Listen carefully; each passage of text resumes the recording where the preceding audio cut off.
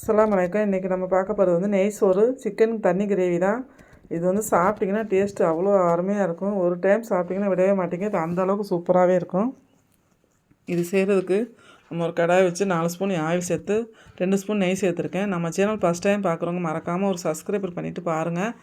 இப்போ கடாயில் வந்து பட்டை ஏலக்காய் ஒரு பெரிய வெங்காயம் சேர்த்து நல்லா வதங்கிடுச்சு. 2 ஸ்பூன் இஞ்சி பூண்டு சேர்த்துக்கலாம். கால் ஸ்பூன் வந்து பட்டை கிராம்பு பவுடர் சேர்த்து நல்லா வதங்கட்டும். வதங்கினோடனே நம்ம கொஞ்சம் பச்சை மிளகா புதினா எல்லாம் சேர்க்கணும். நல்லா வதங்கட்டும். வதங்கினோடனே தக்காளி பழம் வந்து நம்ம ஒரு 2 பழம் எடுத்துக்கலாம். அதையும் சேர்த்து நல்லா வதக்க விட்டுருக்கோம். நல்லா வதங்கணும் தக்காளி பழம். ரொம்பவும் தனியாக வதங்கணும், இந்தளவு வதங்கினா போதும். இப்போ தயிர் வந்து ஒரு 50 கிராம் தயிர் எடுத்துக்கலாம்.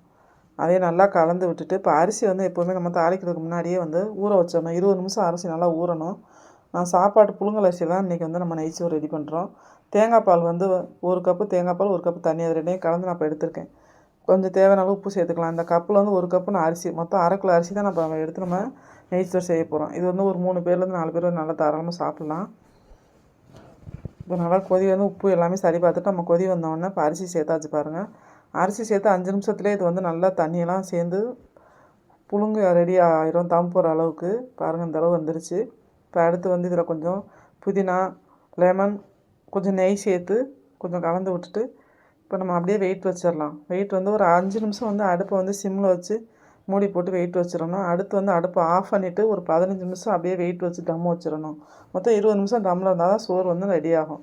அடுத்து நம்ம சிக்கன் கிரேவிக்கு ஒரு கடாய் வச்சு கொஞ்சம் சோம்பு, ஒரு பட்டை ஏலக்காய் தாளிப்புக்கு 2 பெரிய வெங்காயம் நல்லா வதக்கணும். வதக்கினோன்னே 2 ஸ்பூன் அளவு இஞ்சி பூண்டு சேர்த்துக்கலாம். கரம் மசாலா பவுடர் ஒரு 1/2 ஸ்பூன் சேர்த்துக்கலாம். இப்போ இதை நல்லா கலந்து விட்டுக்கலாம்.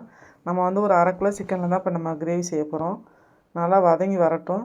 வதங்கினோன்னா கொஞ்சம் வெங்காயம் அடித்து சேர்த்துக்கலாம். கொஞ்சம் புதினா, பச்சை மிளகாய் 2 மிளகாய், தக்காளி பழம் வந்து ஒரு 2 பழம் நல்லா பெரிய பழமாக அடித்து எடுத்திருக்கேன். இது வந்து நல்லா அடித்து சேர்க்கல, நல்லா கிரேவி நல்லாயிருக்கும். அதுக்காக தான் நம்ம அடித்து சேர்த்துருக்கோம். இப்போ தனி மிளகாத்தூள் வந்து ஒரு 1.5 ஸ்பூன் எடுத்துக்கலாம். அதையும் நல்லா கலந்து விட்டுக்கலாம்.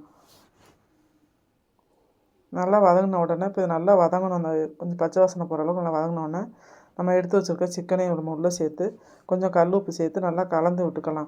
இதுக்கு வந்து மசாலா, சிக்கன் மசாலா, கொஞ்சம் மல்லித்தூள் சேர்த்து நம்ம இப்போ கலந்துக்கணும்.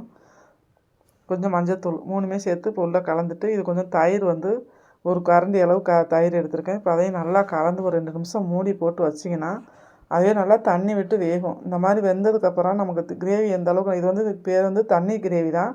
ஏன்னா நம்ம சாப்பாட்டில் சேர்த்து தான் சாப்பிட போகிறோம். அதனால் நமக்கு வேணுங்கிற அளவுக்கு நான் தண்ணி சேர்த்துக்கலாம். நான் வந்து இப்போ ஒரு டம்ளர் தண்ணி சேர்த்து மூடி போட்டு ஒரு 10 நிமிஷம் இப்போ வேகுது. இப்போ 1 ஸ்பூன் ஜீரகம், கொஞ்சம் 1 ஸ்பூன் மிளகு சேர்த்து வறுத்து பவுட்ரு பண்ணி இப்போ இதில் சேர்த்துக்கோங்க. அது சேர்த்திங்கன்னா தான் இந்த வந்து கிரேவி வந்து நல்லாயிருக்கும். நல்லா இந்த அளவுக்கு வெந்து வந்துருச்சு பாருங்கள். இதில் இப்போ லாஸ்ட்டில் கொஞ்சம் மல்லி இலை தூவி அடுப்பை ஆஃப் பண்ணிடலாம். கிரேவி வந்து அவ்வளோ சூப்பராக இருக்கும். இந்த கிரேவி நமக்கு வந்து தண்ணி எவ்வளோ தேவைப்படுதோ அந்தளவு நான் கூட குறைச்சி சேர்த்து ரெடி ஆகிடுச்சு பாருங்கள். இப்போ அடுத்து வந்து நம்ம சாப்பாடு தம் வச்சது இப்போ ரெடி ஆகிடுச்சு. இப்போ அதை ஓப்பன் பண்ணி பார்க்கலாம். பாருங்கள் எவ்வளோ சூப்பராக ரெடி ஆகிடுச்சின்னு. இப்போ அடுத்து வந்து இந்த நெய் சோற்றுக்கு வந்து இந்த கிரேவியோட டேஸ்ட் வந்து அவ்வளோ ஒரு அருமையாக இருக்கும். கண்டிப்பாக நீங்களும் செஞ்சு சாப்பிட்டு பாருங்கள்.